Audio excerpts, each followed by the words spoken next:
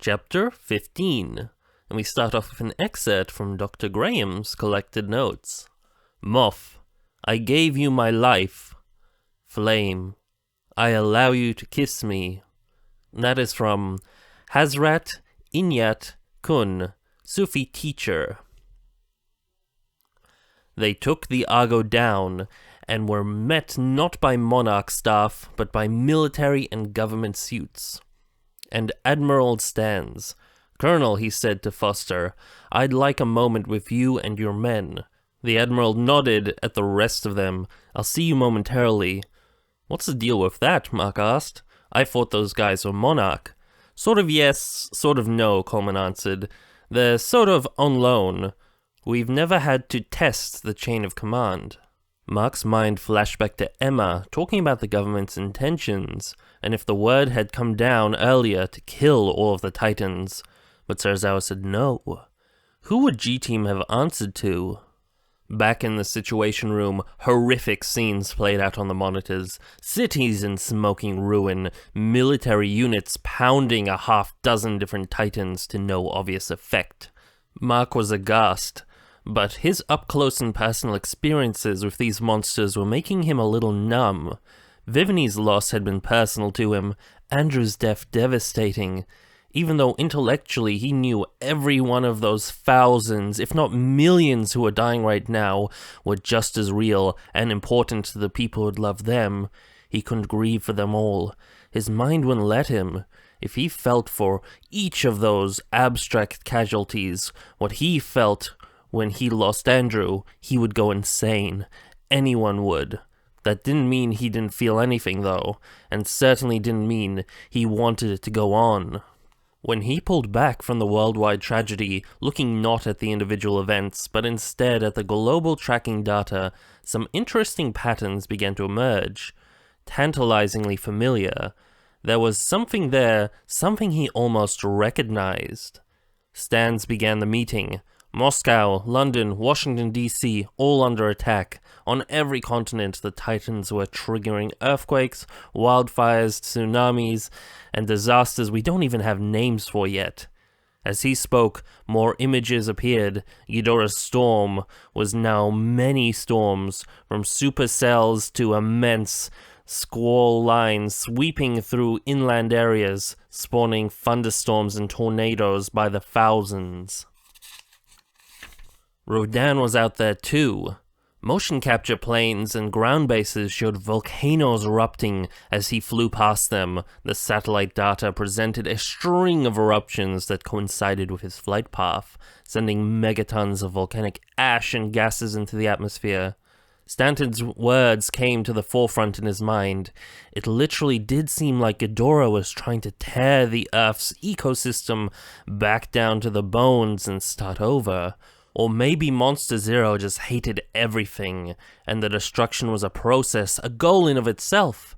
Maybe he was a god, but there was nothing that said a god had to be sane. Yet, whatever his reasons, Ghidorah had tried this before, and had been stopped. And if you believe that stuff Chen had showed them, human beings had been a part of doing that. Now, as before, we've been trying to lure these creatures with nuclear materials, Stans went on, but they are not taking the bait this time. Their behavior has become random, erratic, and with our forces spread desperately thin, and these things roaming the globe unimpeded, we are running out of options and time. It clicked, what he'd seen in the tracking data. Mark leaned towards Chen. Not random, he whispered. The Admiral noticed. He turned his gaze steadily towards Mark. Something to add? He said. Yeah, Chen said. You're wrong. Excuse me, Stan said. Their behavior is not random or erratic, Chen said. It came as a mild but pleasant surprise. Chen probably didn't know what he meant, but she trusted him enough to concur with his assessment. Mark pointed to the map, detailing the movements of the various Titans since their release. If I may, sir, as amazing as this sounds, they're moving like a pack. They're hunting, and like all packs from wolves to killer whales, they're responding to the alpha. Ghidorah, Chen said. Yeah, Mark said. Him. With Godzilla gone, he's the one calling the shots. They're acting like an extension of him. He stepped forward. "If we stop him, we'll stop them," he said. Stan stared at him. Mark could almost see him crunching the data. Mark had done the easy part, set the goal. Stan's mind was geared towards working out the tactics to achieve that goal. "Is there another creature that might stand a chance against him?" Colonel Foster asked. "No," Serizawa said. Ghidorah and Godzilla's rivalry was ancient and unique. Dr. Graham even believed it was their last battle that trapped Ghidorah in the ice eons ago. "So you're telling me we've just killed our best shot at beating this thing?" Sergeant Martinez said. "Outside of a miracle," Chen said. "Yes." She was right. He had identified the problem, but it was an equation with no solution. It was clear the military measures alone couldn't stop him, including their oxygen destroyer, and since Godzilla's death, none of the other Titans had even attempted to go against the three-headed monstrosity. That included Rodan, who had plenty of reason to be pissed at Ghidorah. He, too, was taking orders from the Alpha. So what was left? Mark looked around at all the hopeless expressions. At the Holocaust engulfing the world. What were they all standing around for? What was he doing? Nothing. He got up. "Where are you going?" Coleman asked. "To look for a miracle," he replied. To say things weren't going the way Emma had expected them to would be an understatement. She'd known there would be death and destruction on some scale. Death was natural, a part of how things were supposed to be. Sometimes there had to be a little more of it than usual to restore balance in the system, especially one as compromised as what many scientists have begun calling the Anthropomorphine, or Age of Man. The sheer amount of damage humanity had done to the world's ecosystem qualified as its own era. The Anthropomorphine had been well on its way to hosting the greatest mass extinction in history, greater than the Permian, when 90% of everything died. That's what the planet was facing. In decades, not centuries or millennia. When change happened slowly over a long period of time, life adapted. But when the time frame was too short, natural selection didn't have an opportunity to do its thing. Unless you were bacteria, humanity had pushed the natural order almost to a point of no return. That was what she'd been determined to prevent. But now she saw wildfires the size of small continents, oceans turning red, massive die-offs of fish, birds, coral reefs, gigatons of ash, smoke, and carbon dioxide pouring into the atmosphere. Entire ecosystems were being trashed, some already wiped away completely. She'd thought the human race was bad, but in one day, Monster Zero and the Titans he controlled had done as much damage as humanity had in the last century. She paced in the control room, feeling like a caged tiger. "Madison is right," she told Jonah. "We didn't hit the reset button, we hit the detonator." "Madison is a child," he replied. "This is war. It's why you came to us. What we've been fighting for, remember?" "No, it isn't," she said. "Jonah, we were fighting to restore the natural order.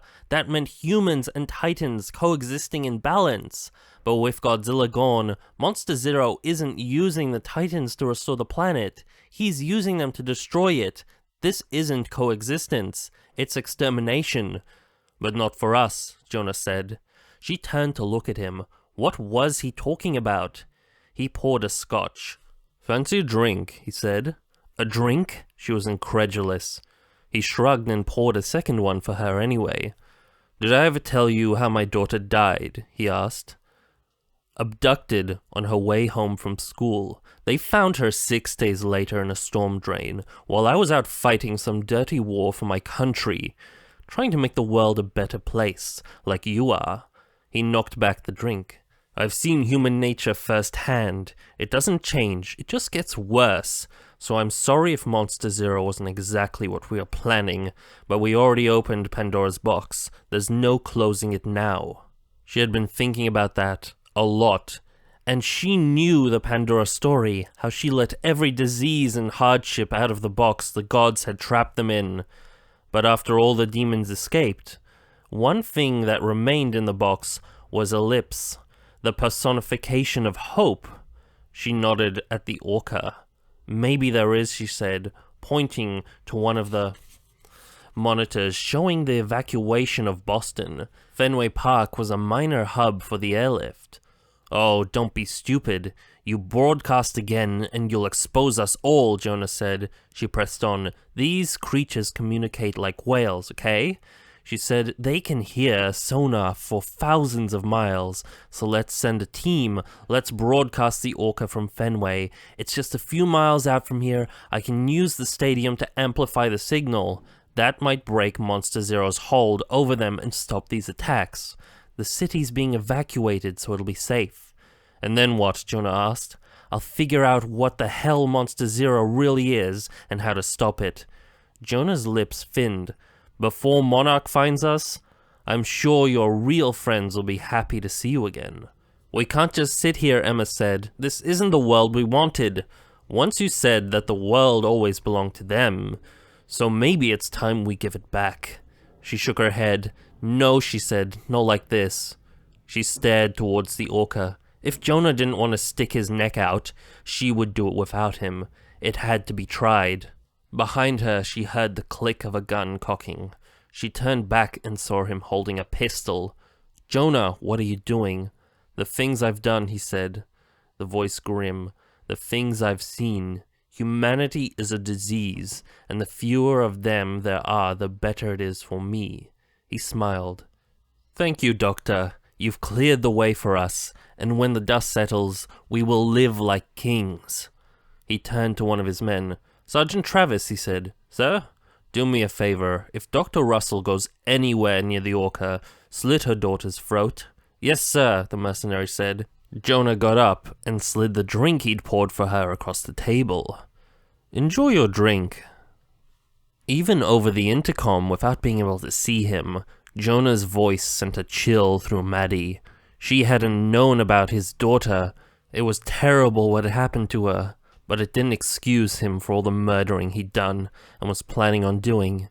Just because someone had taken his daughter from him didn't make it okay to wipe out most of the human race.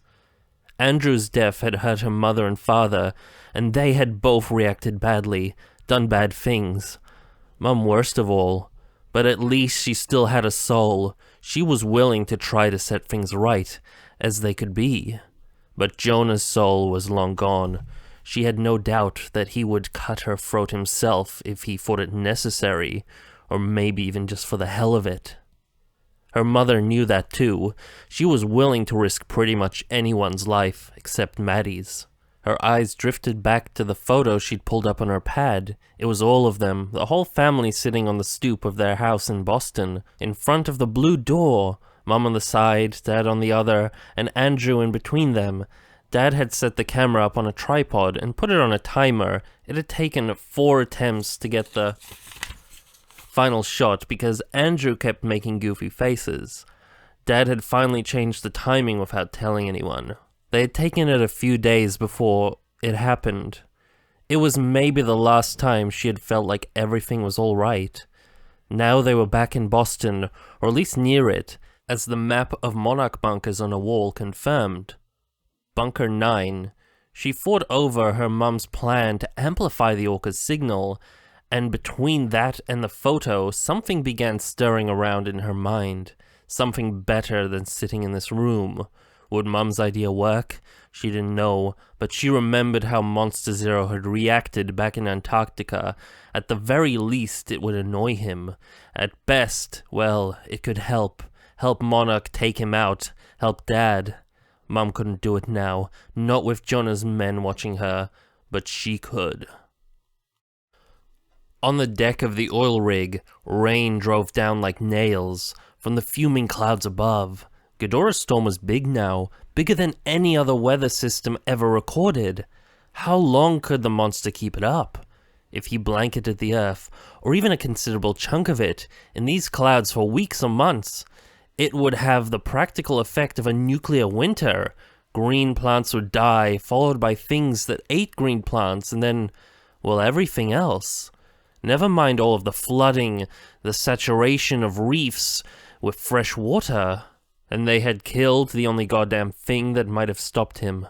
Of course, if Monarch hadn't kept Zero alive in the first place, if they'd euthanized him while he slept, none of this would be happening. Maybe it wasn't easy to kill a Titan.